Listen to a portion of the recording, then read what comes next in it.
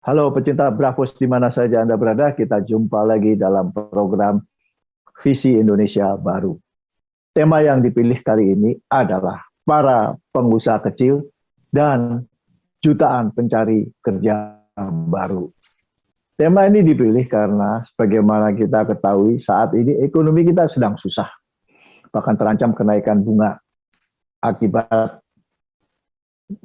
sikap Bank Sentral Amerika Serikat yang sudah mulai menaikkan suku bunga untuk memerangi inflasi di sana. Dampaknya pasti kemana-mana. Dan di Indonesia sendiri kita ketahui juga sudah mulai merasakan kenaikan harga-harga, termasuk harga-harga minyak goreng yang ternyata sampai sekarang meskipun sudah turun, belum turun sekali, masih terlalu mahal dibandingkan dengan harga yang normal. Belum lagi kenaikan harga-harga yang lain.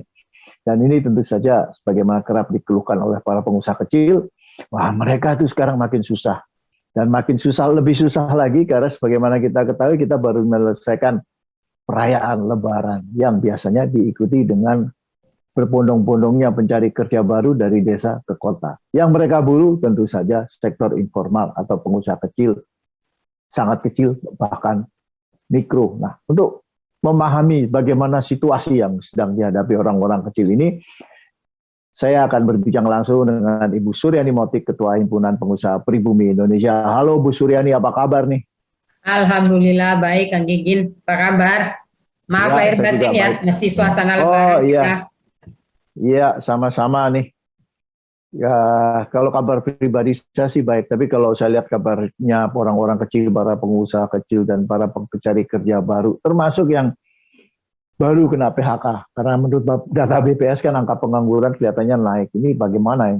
Iya, memang kondisi ekonomi dunia sangat kurang menyenangkan. Tadi Kang Gigin udah kasih tahu kondisi Amerika, ditambah lagi perang Ukraina gitu ya. Di Indonesia ditambah-tambah lagi gitu. Kita sudah 2 tahun kena COVID, kemudian ekonominya belum pulih, kebijakannya banyak yang kurang tepat gitu loh yang dibuat oleh pemerintah. Nah ini memang nggak mudah buat pengusaha. Hanya pengusaha-pengusaha tertentu saja yang menikmati gitu. Mayoritas pengusaha baik yang menengah maupun yang besar, apalagi yang kecil-kecil juga punya masalah. Kecuali ya quote-unquote yang nggak perlu saya sebutkan lah yang menikmati gitu loh dalam kondisi seperti ini. Nah kalau Kang Gigin tadi bilang bahwa ada di pengusaha kecil ada tantangan Lebaran, ini hal yang biasa. Jadi memang itu kegiatan rutinan tahunan buat Indonesia yang sebenarnya bagus karena ketika orang pulang mudik itu ada perpindahan gitu, perpindahan uang yang cukup signifikan ke daerah-daerah gitu. Nah, namun kembalinya ketika orang kembali ke kota, masalahnya sekarang ini menjadi susah. Orang pulang ke desa, yang dari desa juga karena dari desanya tidak dikembangkan dengan baik, potensi-potensi untuk pertumbuhan ekonominya, sehingga orang berbondong-bondong untuk mencari ke kota di yang terdekat, apakah Jakarta, apakah misalnya kota di Semarang, di Bandung, dan sebagainya, untuk mencari pekerjaan. Dan sayangnya daya tampung kota itu sangat sedikit gitu loh. Kemiskinan di kota lebih susah sebenarnya, lebih parah daripada kemiskinan di desa. Nah itu yang jadi masalah hari ini. Jadi memang kelihatannya pembangunan di daerah itu harus juga ditumbuh kembangkan gitu berdasarkan kebutuhan, berdasarkan apa yang namanya ya resource base gitu, resource yang ada di daerah. Tadi Kang Gigin cerita misalnya soal kelapa, minyak kelapa. Kalau misalnya minyak kelapa ini dikembangkan oleh petani-petani kelapa di daerahnya, gitu, minyak goreng dengan minyak kelapa, betul katanya minyak kelapa lebih mahal. Lebih mahal kan kalau diolah dalam skala industri yang besar. Tapi kalau misalnya untuk kepentingan daerah situ saja, dari dulu kan kita makan minyak kelapa gitu loh. Dikembangkan pohon kelapanya tumbuh, terus jadi industri-industri minyak goreng rumahan untuk daerah setempat, untuk kebutuhan setempat, kan dia tidak perlu lagi punya ketergantungan yang tinggi gitu. Nah yang ini kan juga tidak, sebenarnya kan bisa. Indonesia ini sangat sangat kaya gitu dengan alternatif. Kita semuanya dibuat kayak semuanya dibuat hanya harus satu sumbernya ini, tidak ada alternatif lain. Padahal UKM itulah di situ potensinya. Silakan aja pabrik-pabrikan besar mau bikin CPO dan sebagainya untuk supply kota dan sebagainya. Daerah-daerah terpencil kembangkanlah potensi-potensi industri perumahan di daerah tersebut. Nah, kalau itu dikembangkan, saya kira kelangkaan minyak, terus naiknya harga ayam di daerah itu untuk penyangga dibuat protein-protein di daerah, peternakan ayam dengan misalnya pakannya bukan dari harus pakan yang carun pokpan, pakan yang alami kan bisa juga, atau pakan dibuat yang berdasarkan bahan-bahan dari daerah tersebut tuh. Sehingga kita tidak bergantung pada yang besar saja gitu. Tidak harus industri besar sampai ke daerah-daerah yang kecil, enggak. Daerah ditopang oleh industri di sekitarnya, industri pedesaan yang dibangun oleh desa. Sehingga itu juga mencegah lajunya orang-orang dari desa masuk ke kota, juga mencegah orang-orang mencari pekerjaan, karena di desa sendiri mereka sudah bisa punya kerjaan yang layak gitu. Nah, saya kira itu ke depan juga yang menjadi tantangan siapapun yang akan memimpin. Kalau misalnya persoalannya adalah kurangnya pekerjaan, ketidakadilan, ketidakseimbangan ekonomi, kan solusinya bukannya mindahin ibu kota gitu, solusinya bagaimana membangun daerah-daerah tersebut gitu untuk berkembang gitu. Iya, tapi kalau setahu saya ini dalam tahun-tahun belakangan ini kan intervensi kapitalis besar ke daerah-daerah itu juga makin besar. Bahkan kita ketahui sampai sekarang masih ada konflik-konflik atau perebutan tanah milik rakyat oleh kapitalis besar. Dan tujuannya yaitu mengalihkan pusat produksi ke tangan para kapitalis besar, sementara orang-orang desa sekedar dijadikan semacam ya kuli saja, entah itu kuli perkebunan atau kuli pertambangan. Dan ini tentu saja menyebabkan orang desa tidak bisa berbuat banyak. Karena kenyataannya secara ekonomi menjadi kuli itu tidak menguntungkan gitu, dibandingkan kalau mereka menjadi produsen sendiri. Tapi kalau menurut Anda kok bisa ya hal seperti ini bisa terjadi? Padahal kalau saya lihat itu dari pidato Bapak-Bapak Menteri, pidato pejabat-pejabat yang lainnya itu mereka berulang kali menyebut bahwa pertanian masyarakat pedesaan itu adalah tulang punggung perekonomian. Tapi faktanya kok berbeda ya? Nah, itu yang jadi masalah gitu loh. Jadi mulai dari kita emang bagaimana menerjemahkan pidato nomor RI 1, RI 2, Menteri, Dirjen ke level bawah itu yang nggak ada gitu. Nah, bagaimana menerjemahkannya dibuat dalam bentuk policy kebijakan. Kan bahwa penguasaan aset yang luar biasa, pengambilan aset sehingga ekonomi desa itu tidak bangkit, tidak muncul, kan ada di tangan pemerintah. Harusnya pemerintah dong yang bisa. Kalau pengusaha mana mungkin berani ngelawan. Kalau pemerintahnya tegas, firm, nggak bisa dilobi dan sebagainya. Ini kan kepentingannya untuk rakyat. Pada akhirnya begitu penguasaan hanya segelintir orang, kan yang susah pemerintah juga harus melawan. Katakanlah sekarang minyak goreng, penguasaannya hanya berapa? 5 produsen terbesar. Kan susah juga ngelawan. Tapi kalau dibagi rata, dibuat gitu, tidak ada pengelompokan seperti itu lewat kebijakan, kan juga tidak akan terjadi. Jadi saya lihat kuncinya adalah pengambil kebijakan gitu.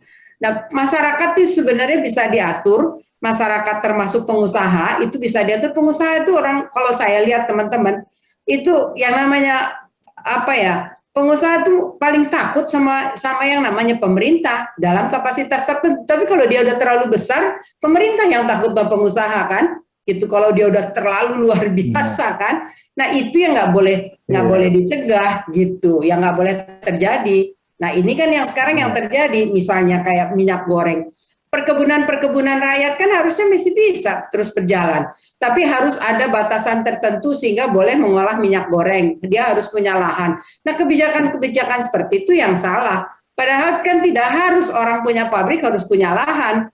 Nah, bagaimana nanti peran perkebunan rakyat? Dia kan bisa nyuplai, harusnya kan begitu, ada kerjasamanya.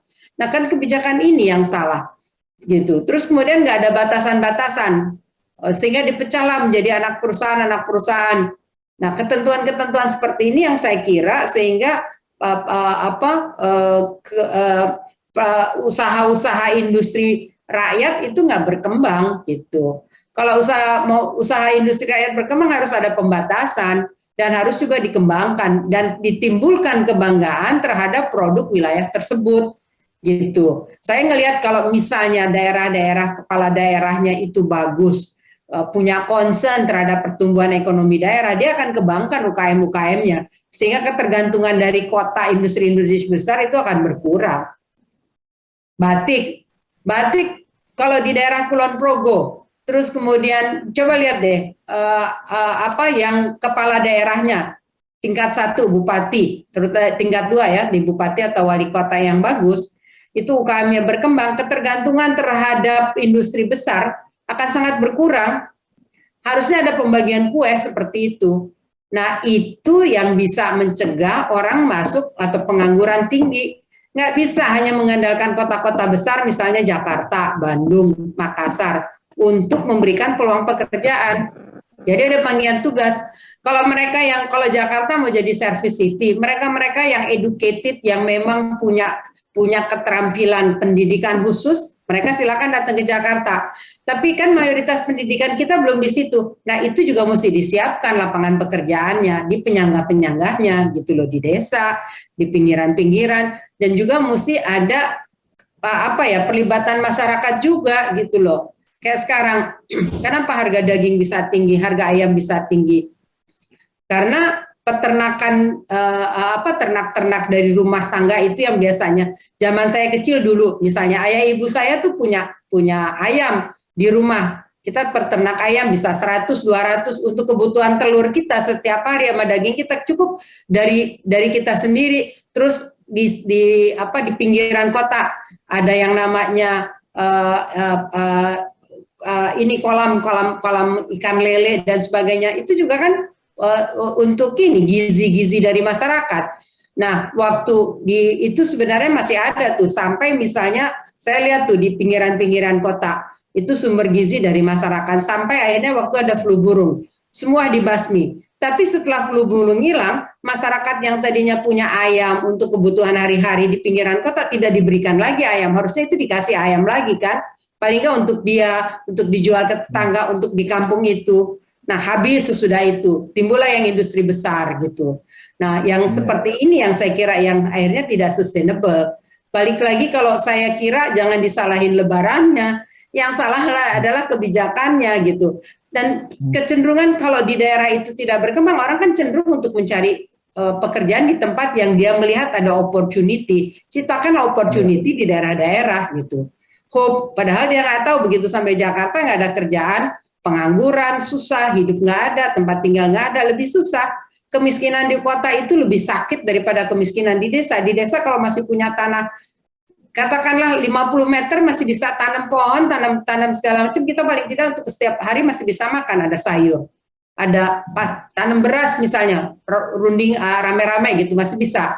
Tapi kalau di kota nggak ada lahan, nggak ada kerjaan, jadilah tinggal di bawah emperan. Kemudian jadi beban kota, kan nggak bisa juga. Terus pemerintah daerah mau mencegah, kan nggak mungkin juga. Ya, tapi kelihatannya semakin susah ini kalau kita berbicara pengembangan usaha rakyat, karena praktek oligopoli ini kan makin dahsyat. Kalau kita lihat ayam misalnya, ada 4 perusahaan unggas asing yang disebut integrator, bergerak dari hulu sampai hilir, menguasai sampai lebih dari 60% atau 70% dari pasar unggas di Indonesia. Kita lihat juga misalnya gula, impornya dikuasai oleh 12 orang. Minyak goreng juga begitu.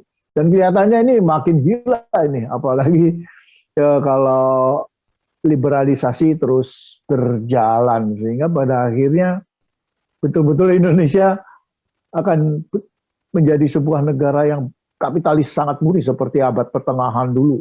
Yang kaya makin kaya, akhirnya terjadilah pertentangan antara para pemilik modal dengan yang dikuasai. Dan pertentangan ini kita sudah tahu dampaknya sangat parah. Saya kira peristiwa tahun 98 itu juga tidak lepas dari situasi seperti itu. Bagaimana Bu, Anda melihatnya? Iya, saya melihat ini kuncinya kan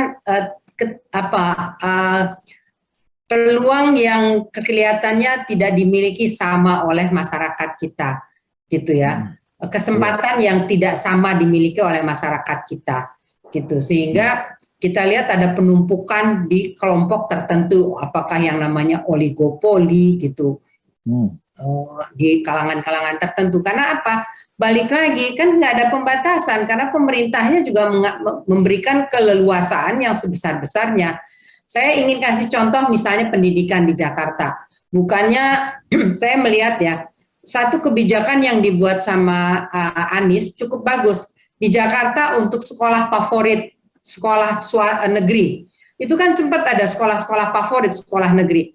Nah, sekolah favorit sekolah negeri itu sehingga mengakibatkan yang bisa masuk termasuk sekolah negeri hanya kalangan tertentu. Kenapa? Karena untuk bisa masuk sekolah favorit itu anak-anak itu di-drill untuk tambah les tambahan dan sebagainya. Dan sekolah-sekolah favorit itu misalnya 10 besarnya masuk perguruan tinggi yang terbaik. Akibatnya orang-orang yang miskin yang enggak di-drill, kemudian yang yang tidak punya les tambahan karena keterbatasan dan sebagainya, agak sulit masuk. Kemudian kebijakan dibuat oleh pemerintah daerahnya. Pemerintah daerahnya buat kebijakan, nggak ada lagi skala favorit bahwa sekolah itu misalnya diambil berdasarkan orang yang tinggal di wilayah setempat, itu diprioritaskan. Sehingga terjadi mixing. Sekolah campur antara orang yang mampu dengan yang tidak mampu, seperti zaman saya dulu.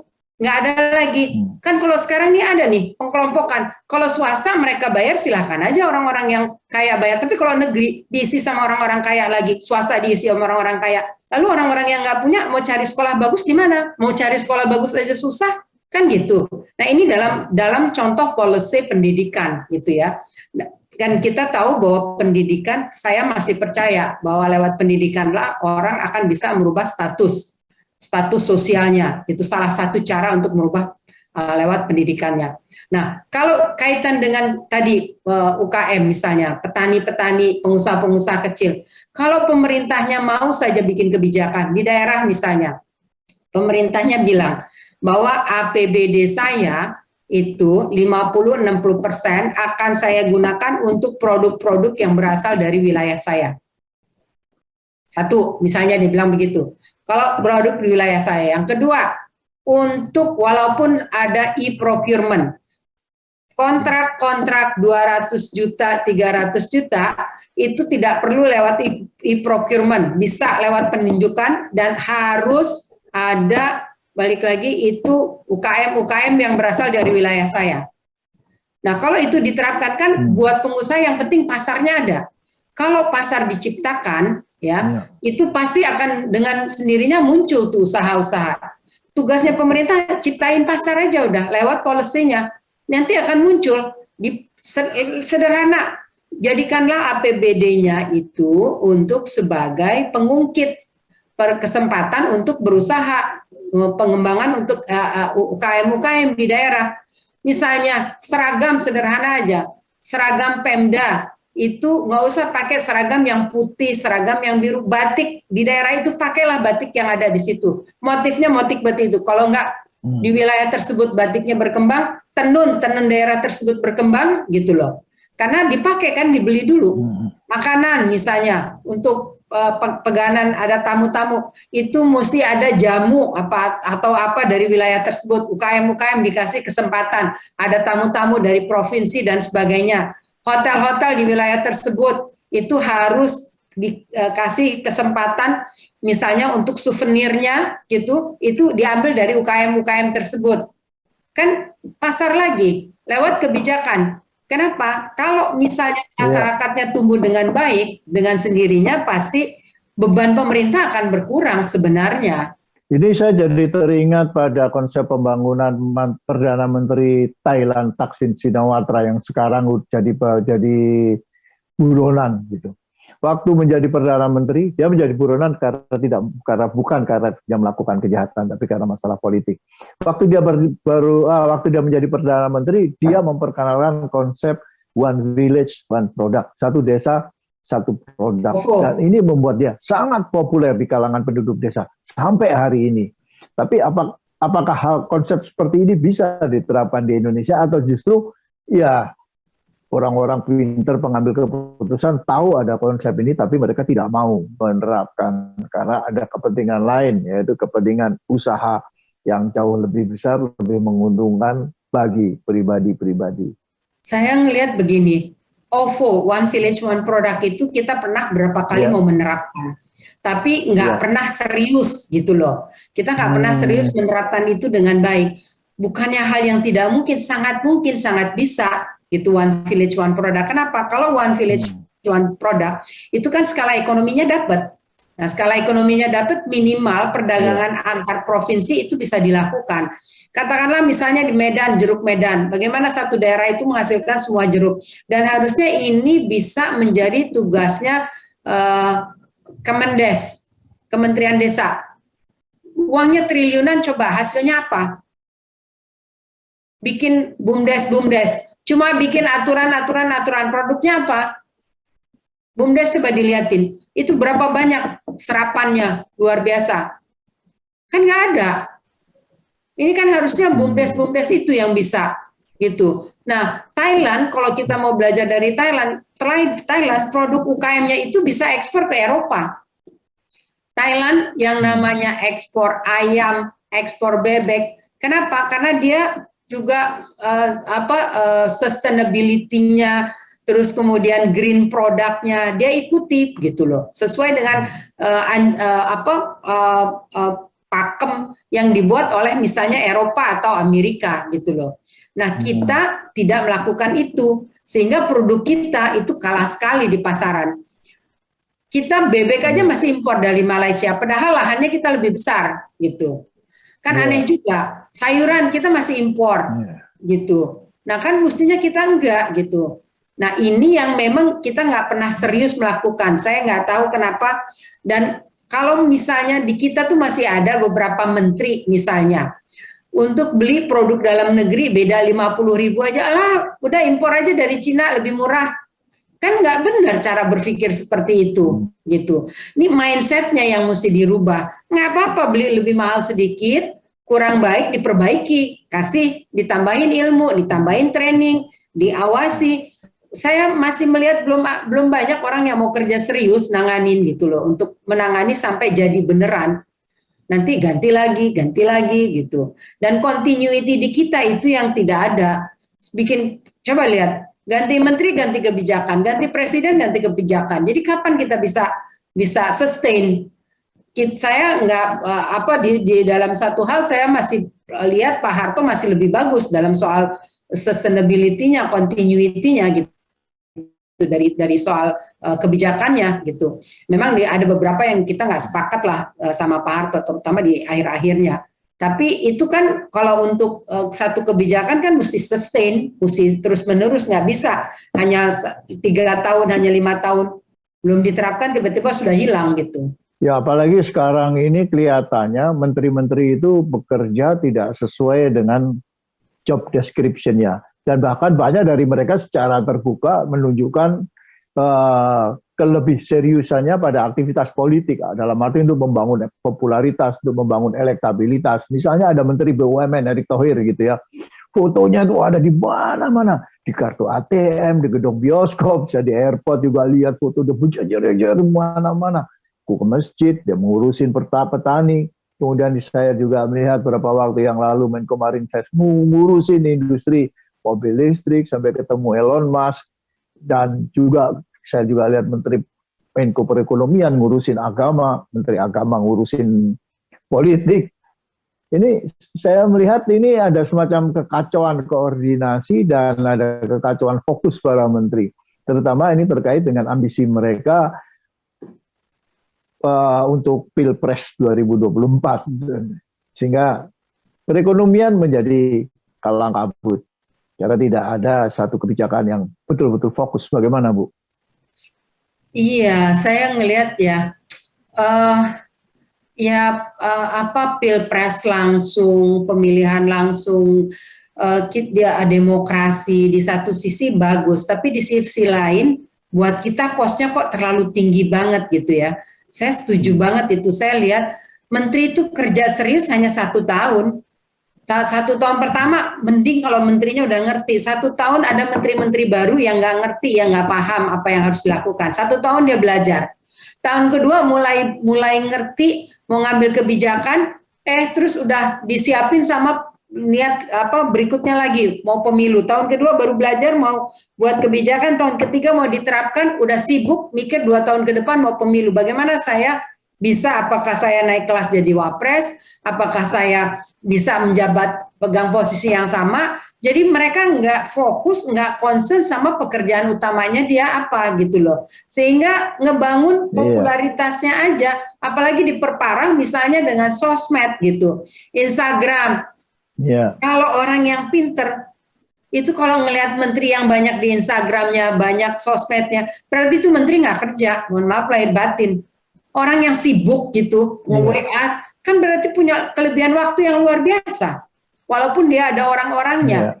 Nah, kalau memang carilah menteri, makanya saya melihat ya, saya menteri-menteri yang krusial ke depan ya 2024. Saya lihat menteri krusial apa? Yang mengurusi hajat hidup orang banyak, yang mengurusi ekonomi. Itu pakailah orang-orang yang benar gitu. Kalau mau politisi ya bolehlah, tapi orang yang mumpuni gitu, yang bukan hanya karena kedekatan, kemudian karena supporter gitu loh. Orang yang nggak teknokrat itu masih perlu. Silakan taruh politisi, silakan orang taruh yang untuk penggembira di pos-pos yang tidak mengganggu. Dan pos-pos yang ke depan itu yang paling utama menurut saya, ini masalah keadilan di Indonesia, ya masalah kesempatan itu yang saya kira kita merasakan hari ini paling buruk gitu loh. Saya kira ini juga concern semua orang gitu, karena ada banyak sekarang ini kekhawatiran, apalagi dengan munculnya buzzer, sehingga ada kekhawatiran, bahkan ada kecurigaan bahwa sekarang ini ada suatu praktek divide et impera. Nah, kalau ini terus berlangsung, wah, apalagi situasi politik makin panas, ekonomi makin susah. Wah, ini Indonesia akan amburadul betul-betul. Benar, ini makanya saya ngelihat sudahlah diakhiri perpecahan ya antara, mohon maaf, antara kadrun dengan cebong gitulah. Sudahlah, saya berharap di 2024 tidak muncul lagi itu. Kemudian ada yang Islamfobia gitu loh, yang lihat sama Islam tuh udah ketakutan aja. Mohon maaf lahir batin, dari dulu orang Indonesia itu orang yang sangat toleran. Muslim di Indonesia itu paling toleran gitu. Saya dari keluarga yang Muslim, yang memang saya disekolahkan kalau pagi ke madrasah, tapi saya punya tetangga di depan saya Chinese, di sebelah kiri saya itu orang Kristen, orang dari Ambon. Kalau Natalan kita bantuin ngiasin pohon-pohon Natalnya dia, kemudian kalau yang Chinese giliran Imlek saya ikut bantuin bikin mochi. Kemudian mereka juga ikut nganterin saya ke pesantren, ke tempat kakak saya gitu. Sekarang itu kan keharmonisan yang ada tanpa mengganggu, masing-masing sembahyang udah urusan masing-masing, urusan dia sama Tuhan ya, urusan persahabatan pertetanggaan kan biasa. Sekarang diuplek-uplek, dibuat sedemikian rupa seolah-olah kayaknya Islam di Indonesia itu sangat tidak toleran. Yang seperti itu jumlahnya hanya kecil tapi dibesar-besarkan gitu loh. Kan agak susah jadinya, dan sengaja dibuat. Sementara Amerika saja sudah kapok ngelihat, dia sudah buat undang-undang Islamfobia kan begitu, karena melihat ini menghancurkan gitu. Nah kita kok baru mau mulain gitu. Nah saya berharap siapapun gitu, jangan lagi, politik identitas tetap perlu, tetap ada, tapi jangan lagi itu buzzer yang nyari duit. Bolehlah nyari duit gitu, tapi kan nggak semua orang tahu bahwa ini dia buzzer, dia nyari duit buat bikin isu sedemikian rupa. Nanti ini. Nggak lah, Islam di Indonesia tuh Islam yang paling toleran kok, yang berkembang juga gitu. Jadi jangan terlalu dibesar-besarkan ketakutan. Apalagi bilang merasa saya Indonesia, saya paling Pancasila, kan marah orang. Gitu, nggak boleh dong bikin begitu. Jadi itu saya ngelihat dimulai itu ketika bilang saya Indonesia, saya Pancasila. Loh emangnya gue nggak Pancasila gitu? Kan Seolah-olah yang berseberangan secara politik dengan mereka Tidak itu Pancasilais. tidak cinta NKRI. Iya, kan bukan itu. Kan kita berseberangan juga dalam rangka mengkritik. Begitu udah menang kan kembali lagi menyatu siapapun yang jadi. Kan biasa bersaing itu kan berseberangan. Tapi tema-temanya harus diambil yang bagus lah gitu. Yang memang menuju kepada persatuan. Dan ini pelajaran yang pahit yang saya kira di 2024 masing-masing kandidat siapapun yang naik itu harus membawa keteduhan itu. Jadi yang namanya polarisasi yang tajam itu harus dihilangkan segera. Karena itu mengganggu, termasuk mengganggu ekonomi juga. Sekarang ini kita terlalu dominan politik, ekonominya nggak ada yang ngurus. Benar. Ada menteri yang tiap hari muncul di Instagram, di WhatsApp, dan setiap kemunculannya itu di tempat yang berbeda. Saya kadang-kadang bingung, terus kapan dia rapat dengan anak buahnya, kapan dia melakukan koordinasi, membuat konsep dan lain sebagainya. Tiap hari muncul. Iya, bikin film, bikin vlog, bikin apa, aduh. Saya juga ngelihat akhirnya kan menjadi kontraproduktif buat orang-orang yang ngerti. Tapi sayangnya kan masyarakat kebanyakan kita kan nggak paham. Dan one man one food itu yang membuat mereka menjadi bersikap seperti itu, mengejar popularitas dulu gitu loh. Nah soal kinerja belakangan kan susah jadinya. Iya, dan hasilnya kan setahu saya silpa sisa anggaran atau dana anggaran belanja yang nggak terpakai itu jumlahnya sampai 700 triliun, kan aneh. Punya anggaran nggak terpakai 700 triliun tapi masih utang terus. Ini kan juga menunjukkan adanya ketidakefektifan pemerintah, baik pusat maupun daerah. Ya, mungkin karena pada sibuk sendiri-sendiri. Betul, memang koordinasi nggak ada. Jangankan pemerintah pusat dan daerah, mohon maaf, antar kementerian aja koordinasi itu barang yang luxurious di Indonesia. Untuk melihat satu wawasan yang sama gitu, objektif yang sama, terus bagaimana mereka harus lakukan koordinasi itu nggak mudah memang di kita, mahal masih. Kalau kita koordinasi kita saling membahas bersama, kelihatannya dianggapnya apa nggak mampu atau bagaimana. Jadi ego sentralnya tuh masih ada gitu, dan memang dibutuhkan. Makanya ada ide ya. Satu jabatan presiden dinaikkan jadi 7 tahun tapi 1 kali. Dengan sistem itu saya melihat dalam segi ini ada benarnya, sehingga presiden yang terpilih nggak mikir untuk yang kedua kali. Ini baru 2 tahun udah sibuk untuk yang kedua kali, kan begitu. Menterinya juga ikut gitu akhirnya. Iya, sekarang malah ketiga kali. Nah, lebih parah lagi.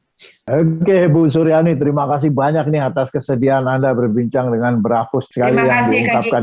Ya, sama-sama, dan kita masih akan ketemu lagi dalam episode yang lain. Oke, pecinta Brafus, di mana saja Anda berada, itulah perbincangan saya dengan Ketua Himpunan Pengusaha Pribumi Indonesia, Ibu Suryani Montik. Dan kita masih akan berjumpa lagi dalam program Visi Indonesia Baru episode berikutnya. Sekali lagi, Brafus. Brafus, your digital radio station.